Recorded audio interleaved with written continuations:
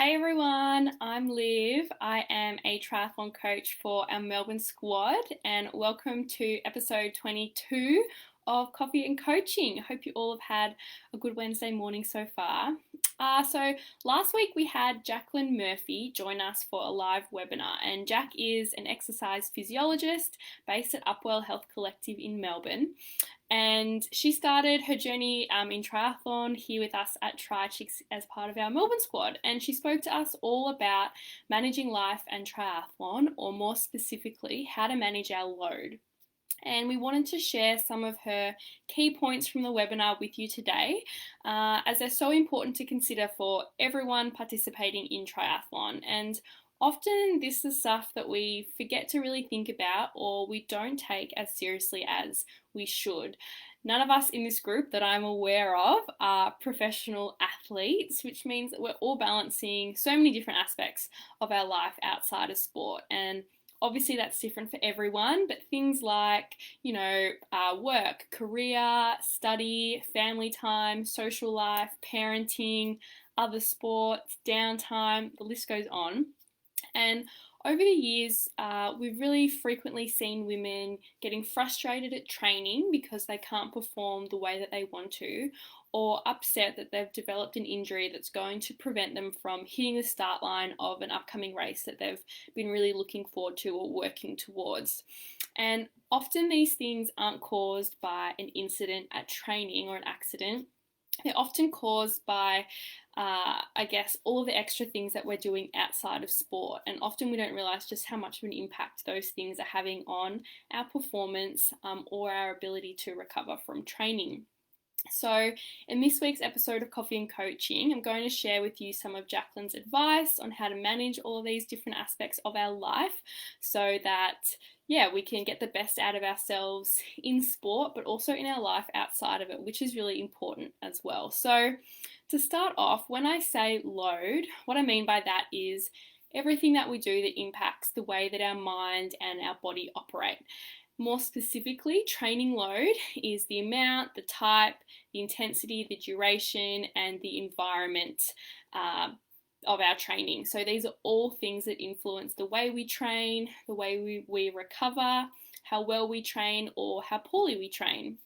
And a really high or unsustainable load can lead to an increased risk of injury or an increased risk of illness as well. And this is why managing your load is so important for any athlete, because it reduces your risk of injury, it reduces your risk of overtraining, and it reduces your risk of experiencing a really high level of stress and anxiety surrounding your participation in triathlon. And I think probably my favourite part of the entire webinar was the analogy that Jacqueline used to help us visualize training load. She explained it as imagining yourself carrying a backpack. So wearing an empty backpack is, quite manageable and quite tolerable. And each thing that we then choose to do throughout our day is a brick in that backpack. So for example, you go for a run in the morning, that's a brick in your backpack. You then go to work, maybe you're a nurse, you're on your feet a lot, or you work a really stressful job, that's another brick in your backpack. Again, maybe you have a stressful day or you haven't slept well the night before. Those are all bricks in your backpack. And eventually, if you keep adding things in there, your backpack is going to become so heavy that you won't be able to pick it up, or you won't even be able to stand up with it on your back. So that's your load. And everyone's load will look and feel really different. For some people, training 5 to 6 times a week is a manageable load for them. For other people, training every second day might be a more manageable load because of all those extra additional things that they've got going on in their life. So we all have an optimal load, and I'm sure you've probably seen the inverted U graph talking about an optimal stress level, and we're going to use that, graph or image to discuss optimal load today. So if you picture that inverted U, it's basically an upside down U. Down one end, we've got really low levels of stress, but we've also got really low levels of happiness and performance and health. So we're, quite bored, we're not motivated, we're not performing at our best, and we're not feeling any sort of, adrenaline or arousal. That is what motivates us to participate in sport. Then as we increase and we get to the top of the curve, or the top of the inverted U, this is our optimal zone of stress. It's our optimal level of load, and this is where we're performing at our best and achieving our best. It's where we're feeling our most motivated. It's where we're feeling our happiest because we are, achieving things and working productively. And this is the zone we really want to stay in. And then as the U continues going down the other side, this is where we have our load is way too high. Okay, so we're experiencing a very high amount of stress, very high amount of anxiety, and our performance has dropped back down again because our load is way too high. So what we want to do is figure out ways that we can manage and position ourselves in that optimal level of load. Okay, so we have enough load that we are feeling motivated and enthusiastic, but not too much that it's completely overwhelming and making us feel stressed and anxious. And at that end, a really high level of load, that's where we see things like injury and illness start to come into play, which obviously we want to avoid at all costs. In terms of some more specific examples of load, obviously we all know things like swimming, cycling, running is load. They're our training load. And they're probably the only things that we often consider when we think about how hard we're training. We just think about the volume of our swimming, cycling and running sessions, but there's so much more to consider. Even things like the environment that we do those three things in. So whether you're getting up at 5 a.m. to train every morning, particularly if you're having not much sleep the night before, that takes a really big toll on you. Then even things like if you're running in the rain and the cold, or if you're running in the middle of the day in 35-degree temperature, that impacts the way we recover. It makes us take longer to recover from session, and that has an impact and has a toll on you as well. Then you've got other things like playing a social netball game once a week, going out and dancing for hours at a nightclub, drinking alcohol, getting home at 2 a.m. On a Sunday morning, being really stressed about a uni assignment, going through a breakup, working a stressful job, or just going through a stressful period at work, and then things like being dehydrated and having a poor quality diet. So these are all examples of load, and hopefully it makes you sort of think back on things that happen in your own life and you go, okay, yep, so that's something that has a toll on me. That's load, that's load, that's load. And I guess what we're wanting to note here is that we're not saying you can't do these things if you want to perform well in triathlon, because I think all of us are likely to do or experience at least a handful of those, if not all of them, at some point. And it's just about recognizing the impact that they can have and then adjusting your expectations around that. So, for example, if you go out and have a big night on a Saturday, if you then get up Sunday morning and are frustrated that or upset that you can't go out and run 10Ks at the pace you normally would, that's an unrealistic expectation that you've set for yourself because of the load that you're carrying from the decisions you made the night before. So identifying the different ways we carry load is one thing, and actually managing it is another. And Jacqueline had a really simplistic piece of advice in terms of how to manage our load going forward, and it really all exists around scheduling and planning. So that's the best way to do it. She suggested sitting down and identifying what your ideal week would look like in terms of training. So sit down and write out every session you ideally would like to complete throughout the week. And then once you've done that, you're going to add in where life happens around it. So put in the days or hours a week that you're working, pop in commute, have you got a friend's birthday on the weekend, all of those things. So social activities, other sports, any other extracurricular activities that you're wanting to get done throughout the week, pop it all in, and then you can sit back and actually look at your week as a whole, and then you may need to go through and actually remove things so that you're left with a level of load that you can actually manage. And, maybe while your ideal week may mean running 4 times a week, once you actually look at all the other things that are existing in your week outside of just triathlon training, you might realize that maybe it's actually more realistic and a lot more effective to just do 2 runs that week, so that you're able to, actually go to that friend's birthday and do all those other things as well, without leaving yourself totally overwhelmed with the level of load that you're left with. So when you don't actually put everything down on paper, it can be really easy to forget that the little things here and there over a week can actually add up to having, to resulting in a really unmanageable load. And this is definitely something that I used to do, so I completely understand where people go wrong with this. I know I was at one point trying to fit in about 9 training sessions a week. That was swim, bike, run, but then some strength and Pilates stuff as well. I was working 2 part-time jobs that equated to just over full-time hours. I was doing postgraduate study. I was getting up close to 5 a.m. 6 days a week, and because I was cramming so much into each day, I wasn't going to bed with enough time to get 8 hours of sleep each night. So I was absolutely exhausted. I was an emotional wreck. And I started to really dislike all of the things that I was doing because I just felt so horrible all the time, and I wasn't actually doing a good job at any of those things because I was stretched so thin, and I had no time to ever just sit back and relax or to just go and have fun with my friends. And I look back now and wonder how on earth I thought that that was a manageable load for me. And the reason was that I hadn't actually considered how much of a load each of those individual commitments carried. And when I got to breaking point and I sat down and actually wrote out how many hours a week I was spending doing each of these things, I realized that I had left myself, I think, about 10 spare hours a week, which realistically were actually spent commuting to and from all of those things. So I also hadn't factored in commute time because I live quite far away from all of those commitments. So to sum it up, I was left with this absolutely unmanageable load to the extreme, and it took a really big toll on my physical health, but definitely more so my mental health.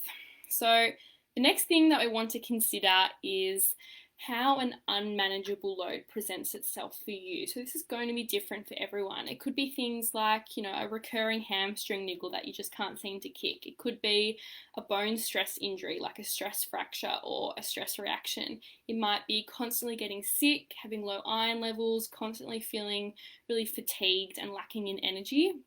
Even things like, I think Jacqueline mentioned, changes in your skin quality and stuff like that. I've definitely experienced every single one of those. And on the other side, you want to identify what good training feels like. So how do you feel when you've got that balance right and you are working within your optimal level of load? How does that feel? And once you've got those parameters in place of what feels really bad and what feels really good, it's a bit easier for you to make sure that you stay within that zone and you are making decisions that help you land in that optimal level of load and you steer clear of that, feeling really bad zone. And also will hopefully help you to identify earlier when you're heading down that less optimal path, so that you can make changes so that things don't progress and get significantly worse before you realize. So all of this stuff about load we can then apply to when we set goals in sport. So for example, if you are wanting to train for your first half Ironman triathlon, you haven't done a long course distance race before, so you're going to be training more than ever. But you've also told your friend that you are definitely keen to play in the weekly Tuesday night netball competition. Knowing what we now know about load, this is something that you really want to think about a little bit more carefully. Are you really invested in this half Ironman goal? Do you want to be the best that you can be on race day? And even more importantly, are you going to feel stressed, frustrated, or upset if you have to miss out on sessions here and there, or even miss out on weeks of sessions because you end up developing a niggle from your Tuesday night netball game? Or, maybe it's better to put that netball match on hold for the next 16 weeks while you focus on your training. And then after your race, when you need a little bit of a break from triathlon, you can step back into netball. However, if you are You know, if the netball is really important to you and you're not prepared to sacrifice it for your half Ironman training, that's completely fine. But you then just need to accept the fact that you are putting yourself, you know, possibly at an increased risk of injury, or that, you know, you may not train as well on Wednesdays because you've played netball late on a Tuesday night. So if you're adding a load to your backpack, there's going to be consequences, and you just need to allow for those, and maybe adjust other parts of your life just to make sure that your goals are more realistic. Okay, so in terms of some strategies for managing load, we've kind of touched on them already, but you know, not only do we want to achieve our goals in sport, and I know we're talking about this in the context of triathlon today, but you know, we also want to be a good friend, we want to be a good family member, we want to contribute at work, we want to, you know, tick those boxes in other aspects of life. So in order to do that, there are some things that are really, I guess, important strategies to have in place. One is having really good support networks around you. So you want the people around you to be supportive of the goals that you're training for and the sacrifices that you're going to have to make them happen. So, for example, if you are training for your first half Ironman, you know, over the next 6 weeks, you're probably not going to be able to attend as many social events as you did before, or, you know, you might be going to bed a lot earlier most nights of the week. So making sure that your friends, partner, family members, those around you are supportive of those and non-judgmental, and they understand why you're doing it, can just make the whole experience so much less stressful, and therefore it has a lot less of a toll on you. Then other things that we have sort of already touched on today, including, you know, managing your expectations, identifying your priorities, and setting really realistic goals based on your, you know, a holistic view of your life, not just what's going on in sport. And then last but not least, identifying when something isn't working. So, for example, if you are waking up at 4:30 a.m. to get a training session in before work, but you're then finding that you're actually exhausted all day, you can't function properly, you're falling asleep in meetings, you're not, you know, being productive at work, then maybe trying to get it done in your lunch break or getting it done after work is, you know, a better fit for you. So yeah, actually identifying when something isn't working the way you want it to and making a change early rather than waiting, you know, a few weeks, a few months down the track when the consequences are really severe and you've ended up with an injury, or you've ended up so tired that you just want to quit and not pursue your goal anymore. All right, and last but not least, I'm just going to briefly touch on the idea of finding balance. I think we've all heard the phrase work-life balance thrown around before and training-life balance, but Jack put it really nicely, saying that often, rather than aiming for balance, aiming for harmony is a little bit better. So balance suggests that training and life are always going to be even or equal, or that's the idealistic thing we should be aiming for, when actually there are going to be times when one is going to have to overpower the other and the other one is going to have to, I guess, compensate for that. So, for example, in the 16 weeks before your first half Ironman, life is going to take a bit of a hit because you're going to have to prioritize your training. So you're going to have to say no to some of those other aspects of life to allow that increase in load for your training. And then, you know, a little bit later on in the year, you might have a significant work event coming up. So training needs to take a bit of a back seat to allow you to invest that extra time and extra load into your work commitments, okay? So to finish up, also having balance in terms of having other things in your life other than just triathlon is really important. So maintaining strong friendships, having hobbies outside of the sport, all of those things. And I know sometimes when we're discussing this stuff and managing life in triathlon, it can come across a little bit negative, or it can come across as though we're, you know, discouraging having all of those complexities to your life, which is absolutely not the case. What we want to do is just make sure that you're aware of this concept of load and aware of how all of these different aspects of your life can have an impact on your goals, just because it can be really easy to forget that they do. And it is, I guess, last but definitely least, it is important not to feel guilty about being kind to yourself. I think that because I used to see other people, for example, getting up every morning and training early, I thought I was being a wuss if I felt like that was too much for me, but we are all really different, and allowing yourself time to recover and prioritizing your body is really important, just as important as the physical training, so don't forget that. So that's it from me, a bit of a long one today, but I hope you've gotten something out of this episode. This topic is really important, so really encourage you to consider your load and how you manage it moving forward so that you can achieve what you want to in the sport and outside of it. But yeah, that's it from me. If anyone has any topics that they'd like us to cover in upcoming episodes of Coffee and Coaching, let me know in the comments and I'll make sure we get to it. For anyone who might be listening for the first time, Coffee and Coaching is something that we run once a fortnight now, so I'll be jumping on here on Wednesday morning at 10 a.m. 2 weeks from now.